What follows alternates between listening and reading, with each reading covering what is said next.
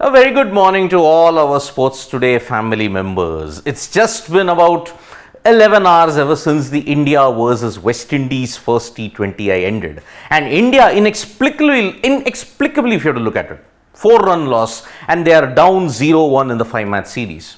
Yes, India can stage a comeback, they can win the series 4-1 or 3-2, but a lot of questions have been raised about whether India were too casual, whether their struggles against spin is now totally amplified 10x.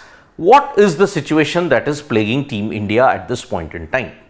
Now, there were a lot of some surprising team selections. If you look at Yajvendra Chahal coming back after 7 months to international cricket, Ravi Bishnoi not getting his due, but at the same time the batting. I mean, if you look at it, only 2 players, out of them one was playing his maiden international match, Tilak Verma. He had a strike rate of more than 150. The rest of the batters all had in the range of 100 to 120. That is the real worrying factor about it. But I will start the morning wrap with some major news about one very popular franchisee, one that is associated with Virat Kohli. And I am talking about Royal Challengers Bangalore. And Royal Challengers Bangalore apparently have made one major change when it comes to their coaching staff. Because if you have to look at it, wait, there are some technical issues, so just bear with us. Just bear with us for some time. Yeah, so this is the major issue that is there. Andy Flower. Hello, RCB's new head coach. RCB have appointed Andy Flower as the head coach of the IPL franchisee, and his tenure will begin from 2024.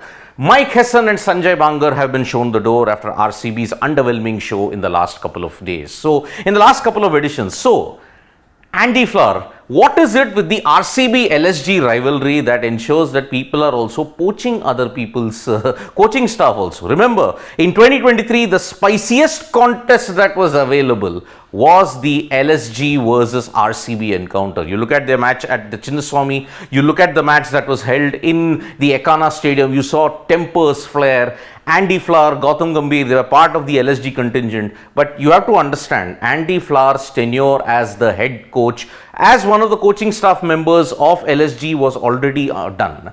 There was no renewal in his contract, and that's why RCB in their official Twitter handle, they have announced that Andy Flower will be the new head coach. So congratulations to Andy Flower on the new role, but one has to really ensure that he takes RCB to greater heights.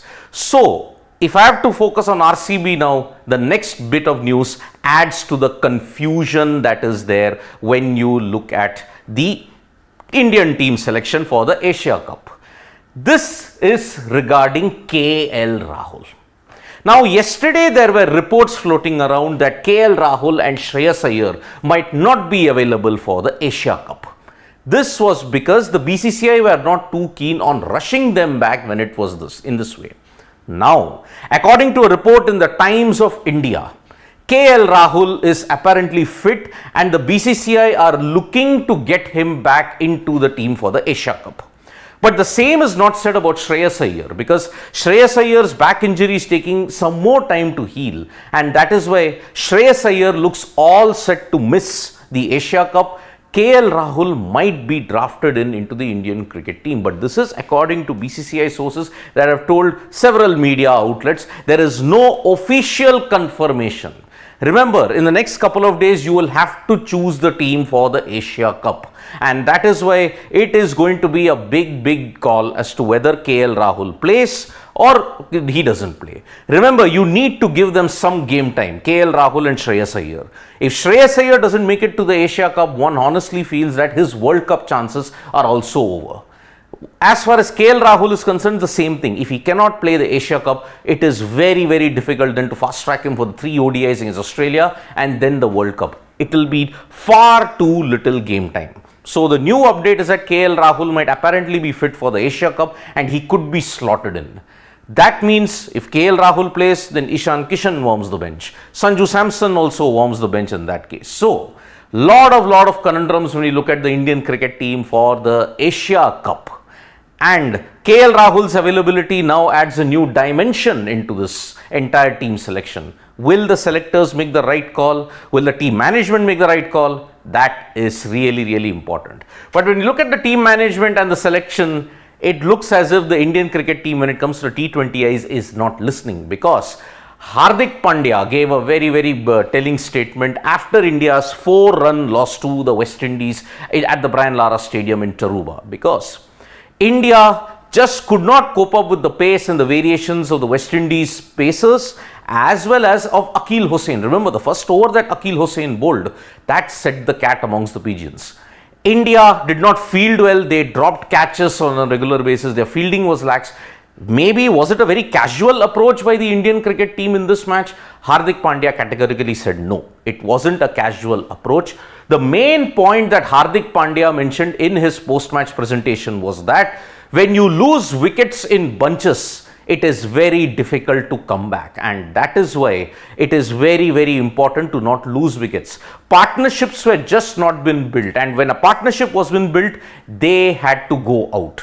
So that is why it was a very, very sorry state of affairs. No one could build a steady partnership, and because of that, the Indian cricket team lost.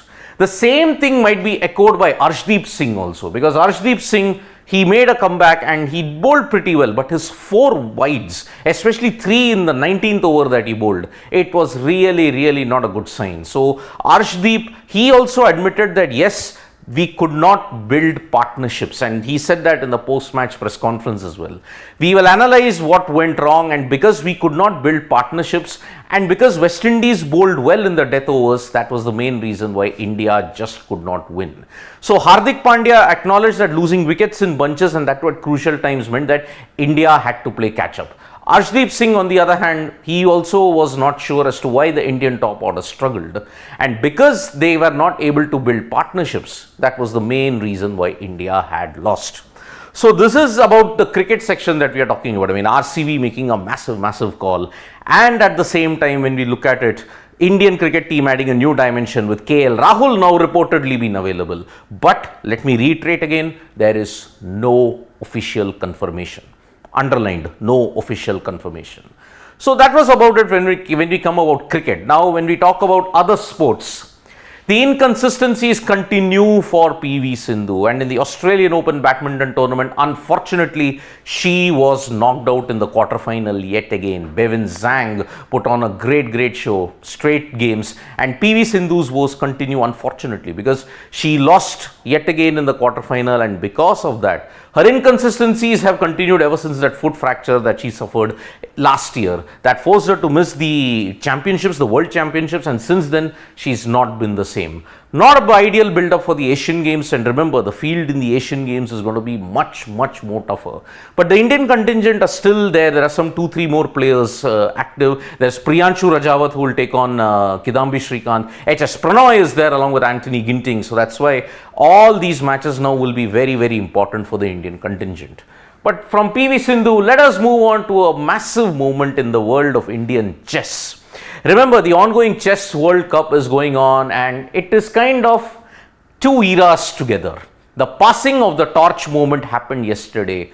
Vishwanathan Anand, who has been your India #1 chess player for 37 years, briefly now he's no longer the #1 chess player in India because Gukesh, he has managed to ensure that he dethrones Anand. This is the second time in the 37 years that is there that Anand has been dethroned as the #1 chess player in India. Remember, it was Pentala Harikrishna who briefly took over the #1 spot for India in the chess ratings. Now in the live chess ratings, Gukesh has displaced Anand, and that is why now he is in the top 10. But what a proud moment for Gukesh, idolizing Vishwanathan Anand and then now overhauling him. It's truly one of the best success stories that you can ever get. And remember, the Indian contingent is putting on quite a strong show in the Chess World Cup at Baku. The World Cup is very important because if a player wins that, he directly gets an entry into the candidates. So that is why a proud moment for Gukesh, and one hopes that he can really ensure he carries on the good work. Age is on his side, and already #1 overhauling Vishwanathan Anand. It cannot get better than this. Then from the world of chess, let us move to the world of wrestling, and Bajrang Punia has been issued a summon by a Delhi court for a criminal defamation case that he did. Apparently there were some words, there were some statements that he made against one particular individual that has not gone down well during the protests in Jantar Mantar. And because of that, criminal defamation proceedings have been initiated against Bajrang Punia. Now, we don't know what is the situation that is going to happen with the WFI elections. If it does not go according to the way how the protesting wrestlers wanted, will they come back to protest yet again? Already it looks like the protests have died down. It's been 3 to 4 months. Now, what is going to be the next future course of action? What will happen to Bajrang Punia in the defamation case? We don't know. We finally end the morning wrap with the final news of the day, and that is related to hockey. Yesterday, India thrashed China 7-2 in the opening game of the Asian Men's Champions Trophy. And today, they take on the reigning Asian Games champions, Japan. Now remember, Japan, ever since their Asian Games triumph, they have kind of gone downhill when you look at their hockey fortunes. But today, India will be hoping to continue their good run against Japan, because remember, after this there is a one-day break. Then on 6th and 7th you will have 2 games against Malaysia and South Korea. 9th is your final league game, and that is India versus Pakistan. So it is going to be a very, very important match for both teams. Remember, Malaysia have started their campaign on a high, so have India. Japan will be aiming to ensure that they continue and that their fortunes in hockey experience an upward curve. So today, India versus Japan at 8:30 p.m. IST, the second game of the Asian Men's Champions Trophy. That is going to happen today. So it's been an action-packed morning already in the world of sport. I mean, RCB making the change, and also because it was a big moment when the Indian cricket team lost by 4 runs. No one expected them. A lot of questions will be asked about their approach, and that we hope they make a big comeback in the second and third T20Is that will happen at Providence, Guyana. Thank you so much, folks, for joining us for this morning wrap. We'll be back with more updates on sports today. Tap that bell icon so you know when we go live, and don't forget we are on Facebook, Twitter and Instagram as well. Bye-bye.